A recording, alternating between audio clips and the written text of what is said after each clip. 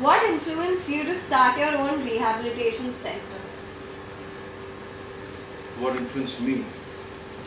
Okay, when I got treated myself, I realized that there was nothing available if a person from an affluent society wants to go and go to rehab. And 15 months down the line, my aunt sent me somebody who wanted to get treated. He was a cardiologist and he wanted alcohol problem. So I met him and he was willing to go to a rehab, but I could not send him anywhere because there was nothing available of a good standard which was voluntary and non-medical. So that I spoke to Dr. Rajiv Jairajani, he's a psychiatrist, and we were discussing where to send him and found nothing in India. So that's what first gave me the idea that I could start something like this, and of course that was initiated by Dr. Jairajani and then he wanted to start this. So that's how the first thought came in about starting something more like this. Starting the rehab facility, which is actually an alternate life facility for alcoholics and diabetics. So we don't like to use the term rehab too much. What, according to you, is the reason for people to resort to addiction nowadays? Whatever, I can get the question correct. In today's day, what, according to you, is the reason for people to resort to addiction?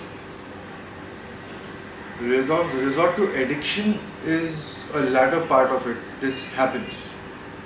And with how many, let's say there are 10 people using alcohol and they start socially at a party, their friends drink beer, wine, whiskey or whatever at a party, they start just to enjoy themselves. Let's say according to World Health Organization there are 6 to 7 people who start drinking. 2 out of them would contract the disease and what you understand as going into a phase of addiction. Now the person is addicted to alcohol, goes into that phase. And the addiction pattern could be recognized by mood swings if he is not drinking, or when he starts drinking there are major mood swings, and life with people around him becomes unmanageable. Isolation is what it is headed to. That these are signs and symptoms of addiction, that he is now into that phase where he is addicted to the substance. If he doesn't get it, he goes through a mood swing. So does that answer the question?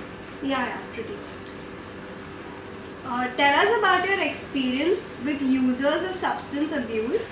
Are there any patterns that lead to addiction? Well, there is no recognized pattern that can lead there, but once a person is there, we can recognize that the person is an addict now. So if you ask for patterns, there is no recognized patterns and nobody can decide, okay, if you drink like this, you'll become an alcoholic. Or if you use drugs, you'll become... Drugs, okay. When you talk about substances, alcohol is one part of the substance, the other area of substance would be, like let's say alcohol is a socially accepted substance, illicit drugs is another area of substance. The third area is prescribed medication. So alcoholism is something which is, alcohol consumption is accepted in society. It is a part of enjoying life. So that is where people get addicted to that substance. But once they are in that phase of addiction, we can recognize.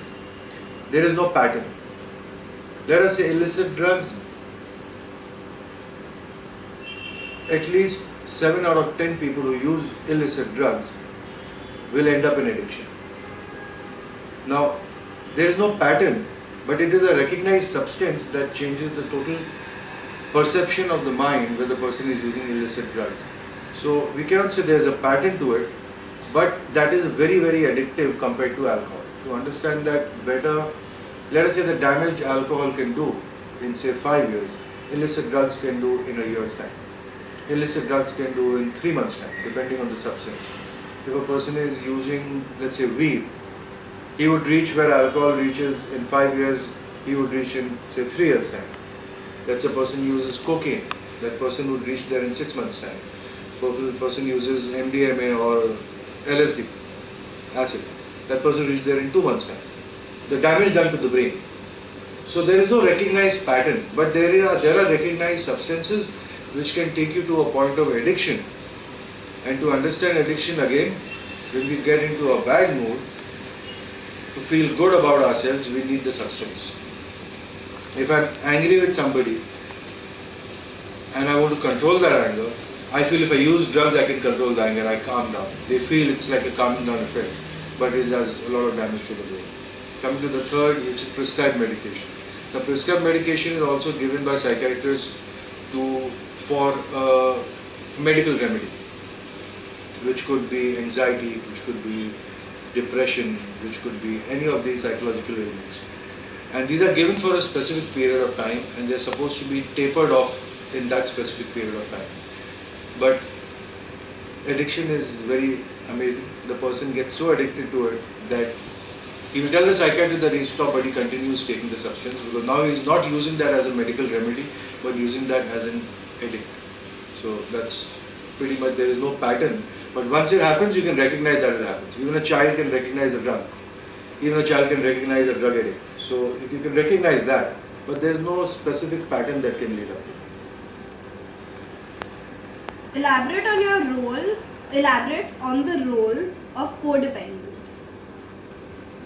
Okay, this is a very fantastic subject which has hardly been touched upon compared to the way it has been touched upon in the